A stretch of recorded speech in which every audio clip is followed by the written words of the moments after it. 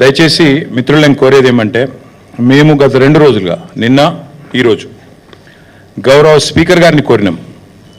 Session నడుస్తోంది కాబట్టి ఏదో కుంభకోణము లంబకోణము అని గవర్నమెంటు క్యాబినెట్లో ఏదో గంటన్నర సేపు తర్కం చేసింది, చర్చించింది, పరిశోధించింది, సాధించింది, ఏదో కనిపెట్టిండ్రు అని చెప్పి లీక్లు ఇస్తూ ఉన్నారు. మేమేమి అడిగామంటే, ఈ 4 గోడల మధ్యన 4 సన్నాసులు మాట్లాడేందుకు 4 కోట్ల ప్రజల ముందు చర్చ పెడదాం, దూద్ కా దూద్ పానీ కా పానీ అవుతుంది, ఊకే లొల్లేంది బొబ్బేందని అడిగినాం. కానీ ప్రభుత్వం ఎంత భయపడుతుందంటే, ఇక్కడ వాళ్ళకు కూడా తెలుసు విషయం, ఇందులో ఏం లేదు, చేసేది లత్కోరు పని కాబట్టి సాటుమాటుకు చేయాలి తప్ప ఓపెన్గా చేస్తే ఇజ్జత్ పోతుంది.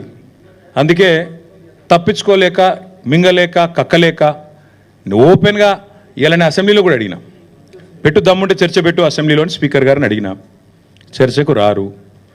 నిన్న రేవంత్ రెడ్డికి ఉత్తరం రాసిన, ఏదో కేసు పీస్ అంటున్నావు కదా, పెట్టు చర్చ అసెంబ్లీలో దమ్ముందా అని అడిగిన, పత్తలేదు. ఇక రేపో లేకపోతే ఎల్లుండో ఆయనతో అసెంబ్లీ ఏదో నడిపించినట్టు చేసి తూతూ మంత్రంగా మైకులు వలిగేటట్టేదో సేమ్ సోది ఉపన్యాసాలు చెప్పి అవతల పడతారు తప్ప ఈ విషయం మీద చర్చించే దమ్ము ప్రభుత్వానికి లేదు. అసలు ఫార్ములా ఈ ఏంది, అసలు హైదరాబాద్ ఈ ప్రీ ఏంది, అసలు జరిగింది ఏంది. అందుకే అనివార్య పరిస్థితులు, ఎందుకంటే ప్రభుత్వానికేమో చర్చకు ముందుకొచ్చే దమ్ము లేదు, చర్చలో పాల్గొనే సత్తా లేదు. ముఖ్యమంత్రికి చర్చలో పాల్గొని కళ్ళలో కళ్ళు పెట్టి చూసి ధైర్యంగా ఇది జరిగింది తప్పు అని రుజువుపించే శక్తి లేదు. ఏదో కేసు పెట్టాలనే ఒక సాడిస్ట్ మెంటాలిటీ తప్ప ఇవాళ జరిగిందేందో కనీసం మీ ద్వారానన్నా ప్రజలకు చెప్పాలా. ముఖ్యంగా తెలంగాణ ప్రజలకు, ఎవరైతే ఇవాళ మమ్మల్ని ఎవరైనా రోడ్డు మీద గుర్తుపడుతున్నారంటే దానికి కారణం తెలంగాణ ప్రజలు.